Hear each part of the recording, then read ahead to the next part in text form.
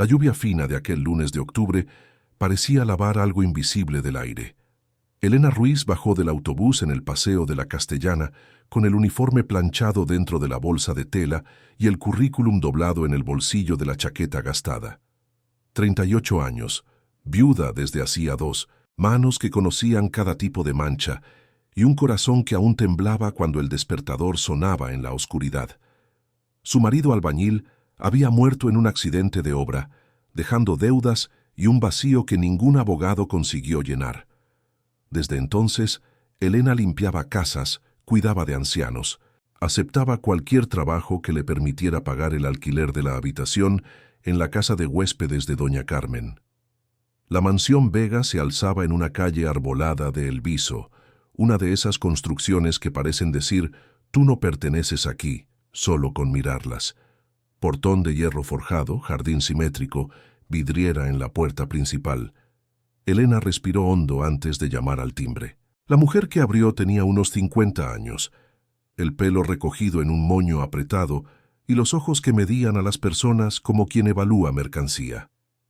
«¿Es usted la nueva limpiadora?», preguntó la mujer sin presentarse, la voz cargada de una frialdad que parecía ensayada.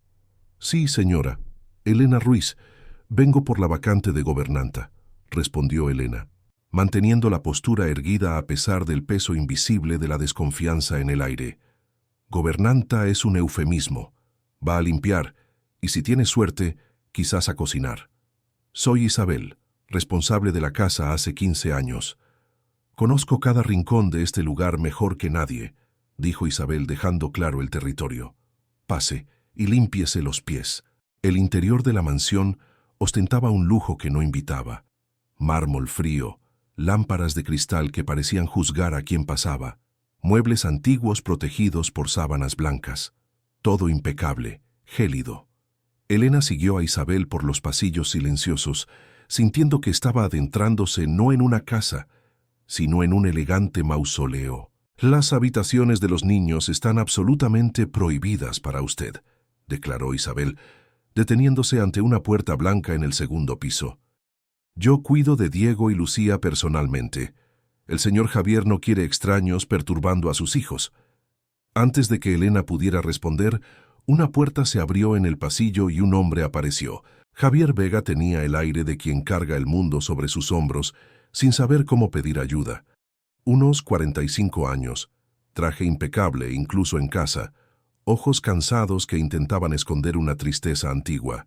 Se detuvo al ver a las dos mujeres, y algo en su expresión se suavizó levemente.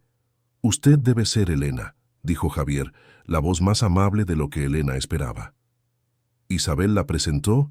«Estaba explicando las reglas de la casa, señor Javier», respondió Isabel rápidamente. Javier miró a Elena con una atención que parecía genuina, como si realmente la viera como persona y no solo como empleada. «Bienvenida. Desde que mi esposa Sofía falleció hace un año esta casa. Bueno, perdió algo esencial. Mis hijos, Diego y Lucía, tienen 6 años y necesitan cuidado, no solo orden». Elena solo asintió, pero guardó aquellas palabras. Cuidado, no orden. Era una distinción que ella entendía bien. En los primeros días, Elena percibió lo que Javier quiso decir. La mansión era perfecta en su organización, pero vacía en su alma. Diego y Lucía eran 2 fantasmitas que vagaban por los pasillos, demasiado callados para niños de 6 años. Isabel los mantenía en rutinas rígidas, horarios militares, juegos supervisados. Nada de desorden, nada de gritos, nada de infancia. Fue un jueves, mientras fregaba el suelo del pasillo del segundo piso, que Elena oyó. Un llanto ahogado que venía de la habitación de los mellizos. Ella se detuvo, el trapo aún en la mano, y miró a los lados. Isabel estaba en la cocina supervisando el almuerzo. Elena se acercó a la puerta prohibida y llamó suavemente. «¿Quién es?», vino la voz temblorosa de Lucía. «Soy Elena, la señorita que trabaja aquí. ¿Está todo bien ahí dentro?», preguntó Elena, la voz baja y suave. Silencio. Luego el susurro de piececitos descalzos y la puerta se abrió una rendija. 2 pares de ojos marrones idénticos la miraron con una mezcla de curiosidad y miedo. Isabel no deja entrar a nadie aquí, susurró Diego. Lo sé, pero a veces las reglas existen para ser rotas cuando alguien las necesita, respondió Elena, agachándose para quedar a su altura. ¿Por qué Lucía estaba llorando? Yo quería jugar a castillos, pero Isabel dijo que es un juego de pobres y que nosotros no somos niños pobres, explicó Lucía, las lágrimas aún mojando sus mejillas rosadas. Algo se rompió en el pecho de Elena. Ella entró en la habitación, cerró la puerta y se sentó en el suelo. Sabéis lo que es un castillo de verdad. No está hecho de piedra, no. Está hecho de sábanas, sillas e imaginación. Durante 20 minutos benditos, aquella habitación prohibida se transformó. Elena cogió sábanas, las ató a las sillas, creó torres y murallas. Diego se convirtió en caballero, Lucía en princesa, y Elena se convirtió en el dragón que hacía cosquillas en lugar de escupir fuego. Las risas explotaron como fuegos artificiales, altas y liberadoras, el tipo de sonido que la mansión no había escuchado en demasiado tiempo. Fue así como Isabel las encontró. La puerta se abrió de golpe con un estruendo. Isabel estaba allí, el rostro rojo de furia contenida, las manos cerradas en puños junto al cuerpo. ¿Qué cree que está haciendo? Los niños se quedaron helados. Elena se levantó despacio, colocándose instintivamente entre Isabel y los mellizos. Los niños estaban llorando. Yo solo, comenzó Elena. Acaba de desobedecer una orden directa. ¿Quién se cree que es usted? Es una limpiadora, una sirvienta. Gente como usted no tiene permiso para entrar aquí, gritó Isabel, cada palabra un latigazo verbal. Salga ahora mismo o le aseguro que el señor Javier se enterará de que no conoce su lugar. Elena salió, pero no sin antes mirar hacia atrás y ver a Lucía sujetando un trozo de la sábana que había sido el castillo, con los ojos pidiéndole que no desapareciera para siempre. En los días siguientes, un juego silencioso comenzó. Elena no podía entrar en la habitación, pero nada impedía que cantara en voz baja mientras limpiaba el pasillo, canciones que le cantaba su madre. Nada impedía que dejara notas tontas bajo la puerta, dibujos simples de corazones y flores. Nada impedía que hiciera un bizcocho casero en la cocina, del tipo que llena la casa de olor a infancia y a abrazo. Diego y Lucía comenzaron a buscarla. Aparecían en la cocina con excusas descabelladas, pidiendo un vaso de agua que no tenían sed de beber. Se sentaban en la escalera y fingían leer libros solo para estar cerca. E Isabel, observándolo todo con ojos que quemaban de resentimiento, reconoció lo que no podía nombrar. Estaba perdiendo el control. Fue un viernes por la noche cuando Isabel decidió dar una lección. Elena estaba limpiando el baño del segundo piso, de rodillas fregando el suelo, cuando escuchó el clic del cerrojo. Ella se giró, aún con el cepillo en la mano, e intentó la manilla. Cerrado por fuera. «Isabel, Isabel, ¿hay alguien ahí?», llamó Elena, la voz aún tranquila. Silencio del otro lado. Después los pasos alejándose por el pasillo. Elena se sentó en el suelo helado, el corazón empezando a latir más rápido. El baño no tenía ventana, solo una claraboya demasiado alta para alcanzar. Ella cerró los ojos, controló la respiración y comenzó a rezar en voz baja, como le había enseñado su madre cuando el miedo oprimía. No tardó en escuchar los golpes desesperados en la puerta. «Elena, Elena, ¿estás ahí?», era Diego, la voz aguda de pánico. «Estoy, Diego, estoy aquí», respondió Elena levantándose rápidamente. «La puerta está cerrada con llave, no podemos abrirla», lloró Lucía del otro lado. «Está todo bien. Id a llamar a vuestro padre, ¿está bien? Id a buscar al señor Javier», instruyó Elena, intentando mantener la voz firme. «Podemos entrar por el pasadizo del armario. Mamá nos lo enseñó una vez», gritó Diego.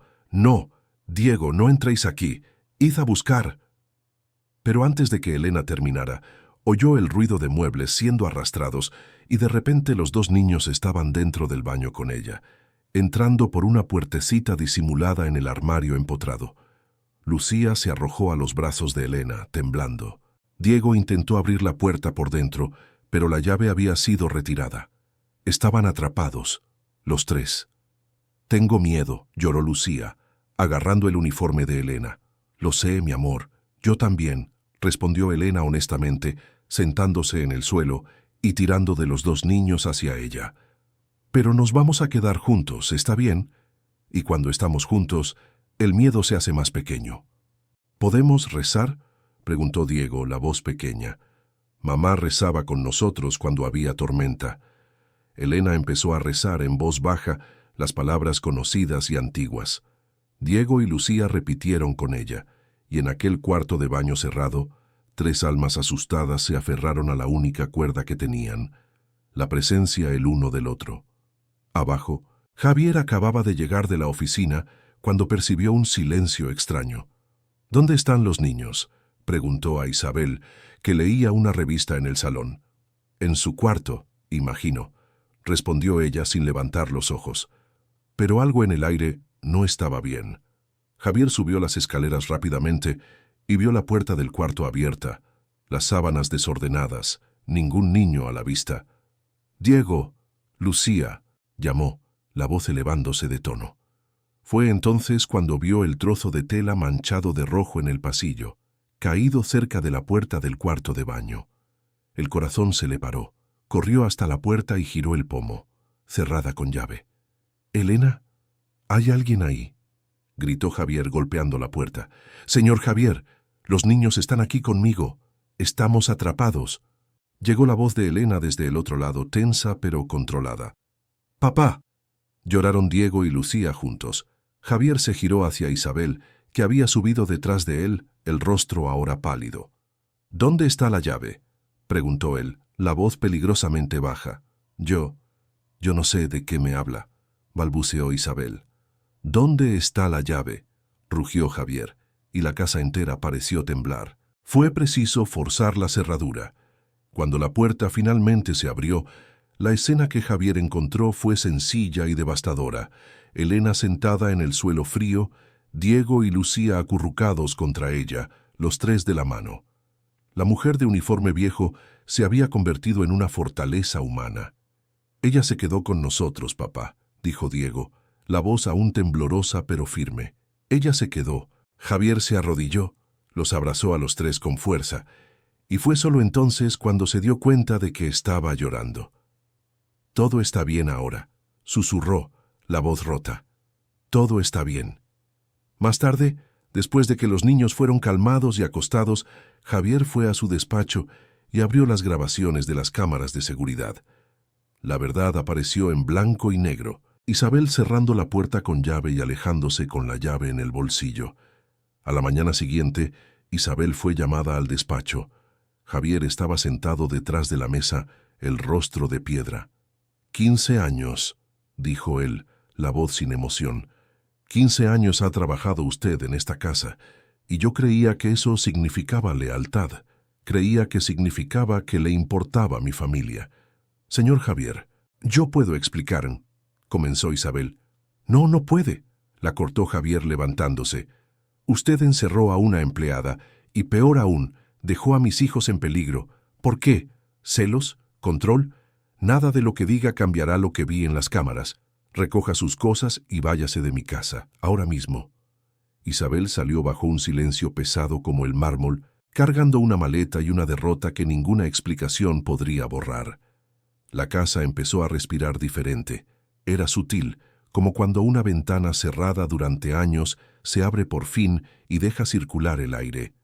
Elena, que había llegado como limpiadora temporal, despertó una mañana para encontrar a Diego y Lucía llamando a la puerta de la pequeña habitación que Javier le había asignado en la zona de servicio. «Te hemos traído un regalo», anunció Lucía, extendiendo una pequeña maceta con una muda de pensamiento, cuyos pétalos morados aún estaban cerrados.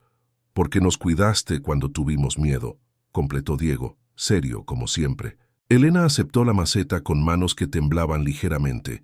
No era la planta, era lo que significaba, pertenecer a algo más grande que una habitación de pensión y un sueldo justo. «Gracias», fue todo lo que pudo decir antes de que la voz le fallara.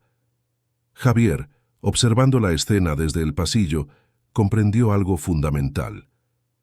Aquella casa había confundido lujo con amor, control con cuidado.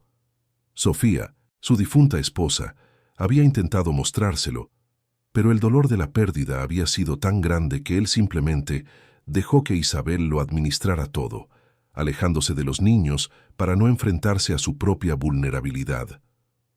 Elena no había llegado para reemplazar a nadie. Había llegado para llenar el espacio que siempre había estado vacío. Las semanas siguientes trajeron una rutina nueva. El desayuno, antes un evento formal y silencioso, se convirtió en plaza de negociación donde Diego pedía más chocolate y Lucía negociaba 5 minutos más antes de lavarse los dientes.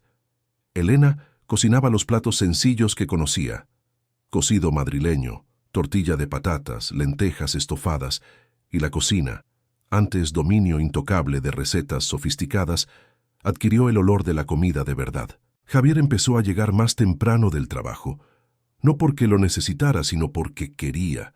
Cenaba con sus hijos, preguntaba por su día, realmente escuchaba las respuestas. Y siempre, en un rincón de la cocina, estaba Elena, terminando de recoger la vajilla o preparando la merienda del colegio para el día siguiente. Él empezó a notar pequeños detalles: cómo canturreaba en voz baja mientras cocinaba, cómo sus manos curtidas eran amables al peinar el cabello de Lucía, cómo reía de las bromas sosas de Diego como si fueran las más graciosas del mundo. Una noche, después de que los niños durmieron, Javier encontró a Elena en el salón recogiendo los juguetes esparcidos. «Elena, ¿puedo hablar contigo un momento?» Ella se enderezó, con el viejo instinto de esperar una reprimenda activado. «Sí, señor». «Quería darte las gracias», comenzó Javier, las palabras saliendo con dificultad, como si no tuviera práctica en ser vulnerable. «No solo por aquella noche en el baño, sino por devolverle a esta casa algo que creía que había muerto con Sofía». Elena bajó los ojos. «Yo solo hago mi trabajo, señor». «No», dijo Javier firmemente. «Haces mucho más, tú cuidas, y he aprendido demasiado tarde que cuidar no es lo mismo que administrar». El silencio que siguió era distinto a los antiguos de la casa. Era de comprensión, de fronteras redibujándose. Elena sonrió apenas. «Está aprendiendo a ser padre de nuevo». «Lo estoy», admitió Javier, «y es más difícil que cerrar cualquier negocio». Fue entonces cuando Elena habló por primera vez de su marido. Diego preguntó por qué no tenía familia, y Elena, honesta con los niños, contó: «Tuve un marido bueno, era albañil, construía casas. Un día hubo un accidente y él se fue a vivir con Dios». «Igual que nuestra madre», dijo Lucía tomando la mano de Elena. «Sí, igual que vuestra madre», asintió Elena, apretando aquella manita. Javier escuchó desde el pasillo. Comprendió que él y Elena compartían más que una casa. La compleja geografía del luto, donde la añoranza y la necesidad de seguir adelante batallan cada día. La paz, sin embargo, atrae tempestades. Manuel, el conductor, trajo la noticia. «Señora Elena, hay alguien esperándola en la cocina». Elena bajó las escaleras y se heló al ver a Isabel sentada a la mesa. Más delgada, el rostro marcado por noches mal dormidas, las manos nerviosas en la taza de café que el conductor había servido por pena. «¿Qué quiere usted aquí?», preguntó Elena, la voz cautelosa. «Necesito dinero», dijo Isabel sin rodeos. «Ninguna familia me ha contratado tras lo ocurrido. Su palabra contra la mía arruinó mi reputación». «No fue mi palabra, fueron las cámaras de seguridad», corrigió Elena fríamente. «Da igual», escupió Isabel, el barniz de humildad resquebrajándose. «Ha ganado, ¿está bien? Me quitó mi puesto, a los niños, probablemente al señor si sigue jugando a ese juego». Elena sintió la rabia subir, caliente y justa. «No juego a ningún juego. Yo cuido de personas, algo que usted nunca entendió». «Entiendo que es una oportunista», replicó Isabel levantándose. «Pero está bien. Si no me va a ayudar, quizás pueda ayudarme yo sola». Elena vio tarde cómo Isabel cogía un tarro de azúcar y vertía algo dentro mientras ella se giraba para llamar a Javier. Cuando volvió, Isabel ya se había marchado por la puerta trasera. Fue solo a la hora de cenar cuando Elena se dio cuenta. Había hecho un pudding, el postre favorito de los niños. pero al probarlo, su lengua registró sal en lugar de azúcar. Mucha sal. Miró el tarro de azúcar y entendió. Sabotaje. Javier, entrando en la cocina, vio la expresión de Elena. ¿Qué ha pasado? Elena explicó todo. La visita de Isabel, la amenaza velada, el azúcar cambiado. La rabia que cruzó el rostro de Javier fue distinta de la anterior. Era más fría, más definitiva. No parará mientras crea que tiene poder aquí, dijo Javier tomando el teléfono. Hizo 2 llamadas, una a la portería de la urbanización privada, dando instrucciones para que Isabel jamás fuera autorizada a entrar de nuevo, y otra a su abogado, preparando una orden de alejamiento. Ha ido demasiado lejos, dijo Elena en voz baja, casi con lástima. Sí, ha ido. Pero algunas personas necesitan tocar fondo antes de mirar hacia arriba, respondió Javier. Luego, mirando a Elena, añadió. ¿Sabes? Tienes un instinto increíble para ver lo mejor en la gente. Pero no todos merecen esa generosidad. ¿Y si todo el mundo pensara así? ¿Y si nadie ofreciera una segunda oportunidad? Cuestionó Elena. Javier guardó silencio por un largo momento. Entonces el mundo sería más seguro y más frío. Y aún no sé qué es peor. Fue 3 semanas después, en una tarde gris de noviembre, cuando llegó el sobre. Entregado por un mensajero en moto, dirigido a Javier Vega, sin remitente. Manuel lo llevó a la oficina donde Javier estaba revisando contratos. Dentro del sobre pardo había una foto antigua y una carta manuscrita. La foto mostraba a Sofía, su fallecida esposa, sosteniendo un bebé que parecía más grande que los mellizos en las fotos de la maternidad. La carta era corta y devastadora. No todos los hijos vinieron de la misma sangre. Pregunta por el intercambio de bebés en la maternidad. Pregunta quién fue la perjudicada. La verdad está enterrada en los historiales médicos. Javier leyó 3 veces, el corazón martilleándole. No había firma, pero la caligrafía le era familiar. Isabel. Pasó la noche en vela revisando papeles antiguos. Encontró las anotaciones del parto, las complicaciones que Sofía había tenido, la emergencia que casi se la lleva. Y encontró también un nombre que no esperaba. Isabel había trabajado como auxiliar de enfermería en aquella maternidad años atrás, antes de convertirse en gobernanta. A la mañana siguiente, Elena encontró a Javier en la cocina, los ojos rojos de cansancio y algo que parecía miedo. ¿Ha pasado algo?, preguntó ella, la preocupación inmediata. Javier no respondió directamente. Elena, ¿crees que el amor es una elección o una obligación? La pregunta la tomó desprevenida. Yo creo que el amor verdadero es siempre una elección. La obligación puede ser muchas cosas, pero el amor no es una de ellas. ¿Y si descubrieras que algo que creías verdad toda tu vida fuera mentira?, insistió Javier. Elena se sentó a su lado. Entonces elegirías qué hacer con esa verdad. Y las mejores personas eligen amor, no importa lo que la verdad revele. Javier la miró con una gratitud inmensa. Gracias. ¿Por qué? Por recordarme que algunas cosas son más importantes que el ADN. Elena no entendió completamente, pero sostuvo la mano de Javier sobre la mesa, un pequeño gesto que decía, no estás solo en esto. La verdad, cuando finalmente se reveló, no eligió un momento apropiado. Fue un domingo por la tarde, con los niños jugando en el jardín y Elena preparando zumo de naranja en la cocina, cuando Isabel apareció a gritos en el portón. Manuel intentó detenerla, pero ella gritó tan fuerte que Javier salió de casa. Elena se quedó paralizada en el porche, observando. ¿Quieres la verdad?, bramó Isabel, sosteniendo una carpeta de documentos como si fuera un arma. Te voy a dar la verdad. Lucía no es tu hija. El mundo pareció detenerse. En el jardín, los niños se quedaron inmóviles, con los ojos muy abiertos. Elena bajó la escalera corriendo, interponiéndose instintivamente entre Isabel y la casa. Hubo complicaciones en el parto, continuó Isabel, la voz rota entre la rabia y algo que parecía desesperación. Un bebé nació sin respirar. Yo estaba allí. Yo lo vi. Vi cuando cambiaron las pulseritas. Tu mujer era rica, la otra madre era pobre, una empleada. Nadie iba a cuestionar. y nadie cuestionó. Hasta ahora. Javier bajó los escalones despacio, cada paso medido. «Estás mintiendo». «¿Lo estoy? Entonces haz la prueba de ADN», desafió Isabel. «Hazla y descubre que Lucía es hija de una empleada cualquiera que salió de la maternidad con tu bebé de verdad, mientras tú te quedaste con el suyo». Elena miró a Lucía, que empezaba a llorar, y algo feroz despertó en ella. «Para ahora». «¿Por qué? ¿Porque la verdad duele?», escupió Isabel. «¿Crees que eres especial? Eres igual que aquella madre, pobres, insignificantes, que no merecen».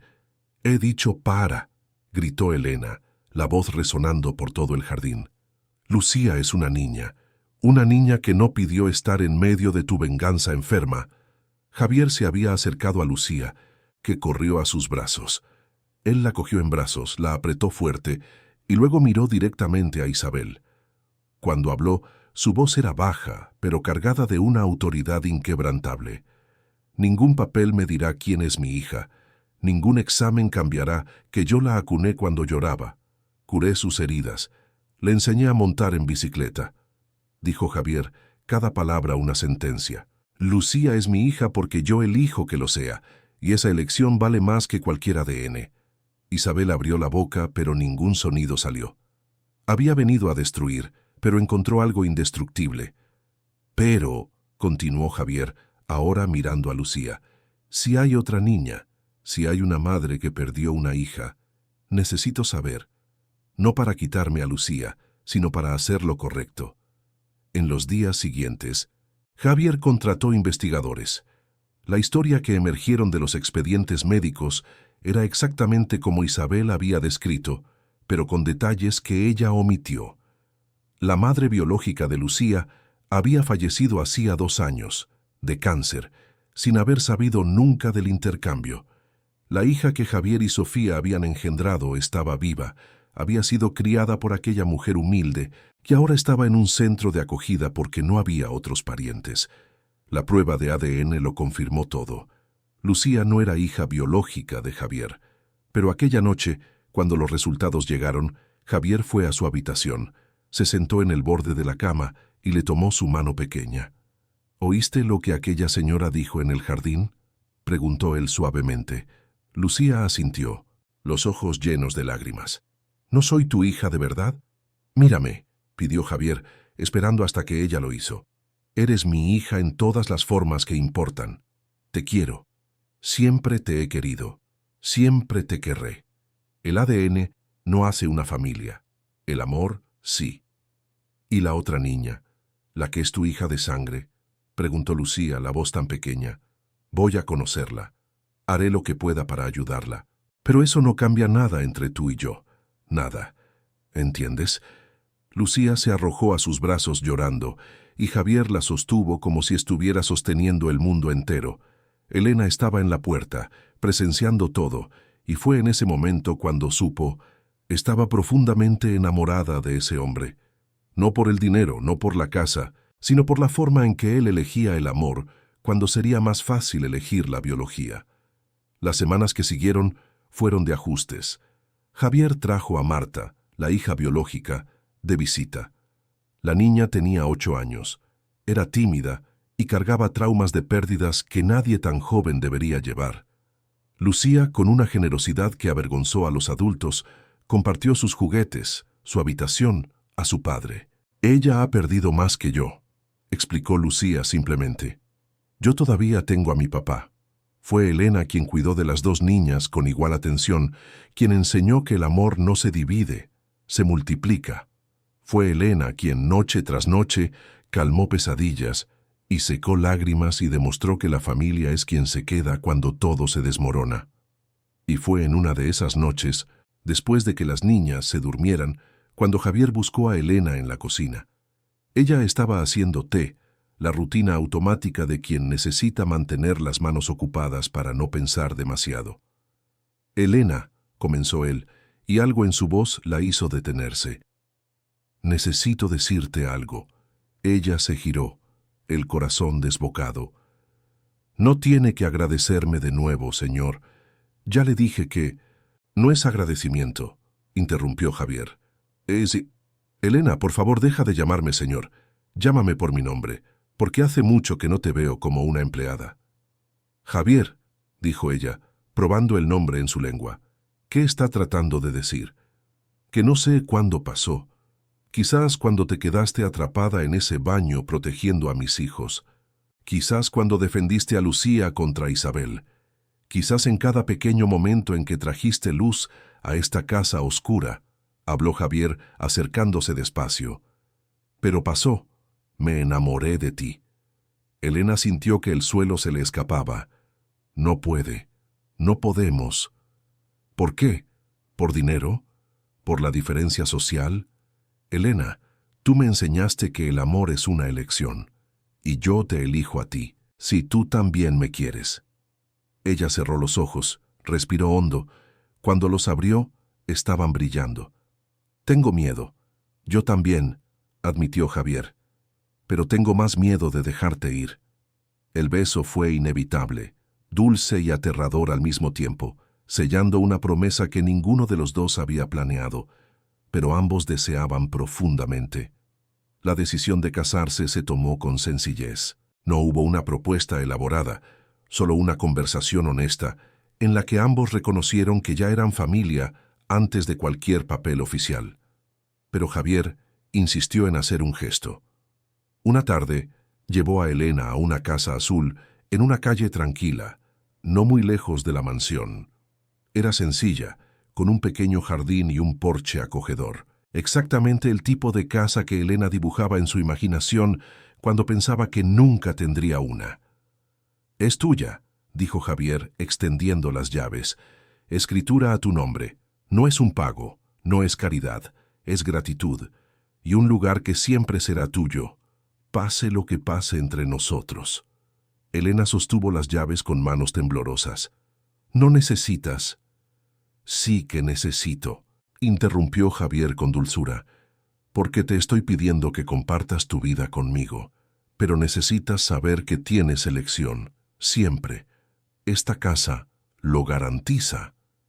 Ella lloró, dejando caer finalmente las barreras que había mantenido durante tanto tiempo. «Te quiero, yo también te quiero», respondió Javier, y el peso de aquellas palabras podría sostener mundos. El matrimonio se celebró en el jardín de la mansión, una tarde dorada de noviembre. Pocos invitados, muchas flores, y dos niñas con vestidos azules llevando los anillos. Elena vistió un sencillo traje de encaje blanco, sin velo, sin pompa. Javier llevaba un traje claro, sin corbata, más ligero de lo que se le había visto en años. El concejal del ayuntamiento ofició una ceremonia corta. Cuando llegó el momento de los votos, Javier tomó las manos de Elena y dijo: «Prometo elegirte todos los días, en los días fáciles y en los imposibles, porque tú me enseñaste que el amor no es destino, es decisión». Elena, con la voz embargada, respondió: «Prometo cuidarte a ti y a esta familia como cuidaría de mi propio corazón, porque eso es lo que sois». El «sí quiero» fue dicho al unísono, como una respiración compartida. Pero fue lo que ocurrió después, durante la pequeña celebración, lo que marcó aquel día para siempre. Una figura solitaria apareció en la cancela. Isabel. Elena la vio primero y se acercó sola, a pesar de las protestas de Javier. Las dos mujeres se quedaron frente a frente, separadas por barrotes de hierro, pero unidas por una historia tortuosa. «No he venido a causar problemas», dijo Isabel con la voz cansada. He venido a pedir disculpas». Elena esperó en silencio. «Me pasé la vida entera creyendo que el control era amor, que mantener todo perfecto era cuidar», continuó Isabel, las lágrimas cayendo finalmente con libertad. «Pero tú me mostraste que estaba equivocada. La forma en que cuidas a esas niñas, cómo te aman, es real. Lo que yo hacía era prisión disfrazada de protección». «¿Por qué hiciste aquello? ¿El intercambio de bebés, revelarlo de esa manera?», preguntó Elena suavemente. «Porque estaba enfadada, porque lo perdí todo y quería que vosotros también lo perdierais», admitió Isabel. «Pero ahora veo que no perdisteis nada, ganasteis más familia, y yo solo perdí más». Elena Ruiz permaneció en silencio por un largo momento. Entonces extendió la mano a través de las rejas. El perdón no borra lo que se ha hecho, pero libera a quien lo carga. Isabel sujetó aquella mano con fuerza, llorando como quien finalmente permite que la armadura caiga. No hubo una reconciliación completa, no hubo invitación a entrar, pero hubo perdón, y eso fue suficiente para que ambas siguieran adelante. Cuando el sol se puso ese día, pintando el cielo de naranja y rosa, la mansión Vega estaba llena de risas.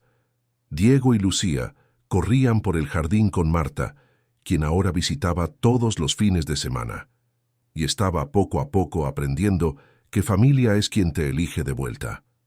El piano, silencioso desde la muerte de Sofía, sonó de nuevo bajo las manos de Lucía, con Elena a su lado animando cada nota. Javier Vega observaba todo desde la terraza, Elena a su lado, la mano de ella en la suya. ¿Crees que Sofía lo aprobaría?, preguntó él en voz baja. Elena miró al cielo, donde las primeras estrellas comenzaban a aparecer.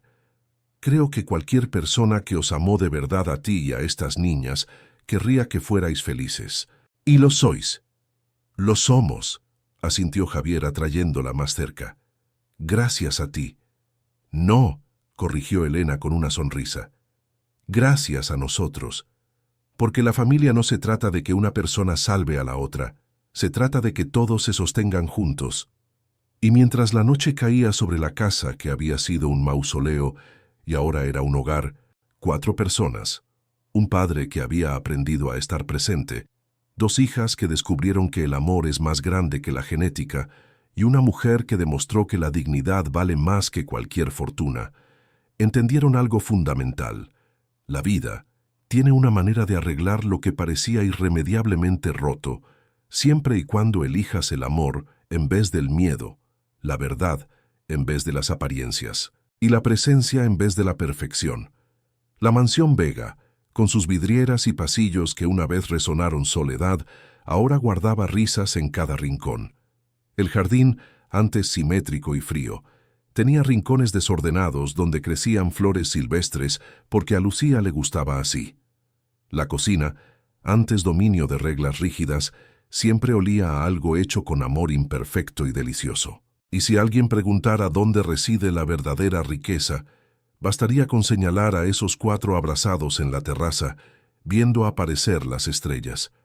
Allí, entre una mujer que conocía el valor de cada cosa porque lo había perdido todo, un hombre que aprendió que la presencia vale más que ser un proveedor, y 2 niñas que entendieron que la hermandad es una elección, estaba la respuesta. La riqueza reside donde el amor es un verbo, no un sustantivo, donde el perdón libera, no aprisiona, donde la familia se construye, día tras día, con la argamasa invisible pero indestructible de la elección diaria de quedarse, de cuidar, de amar. Y eso, descubrieron juntos, era más valioso que cualquier mansión.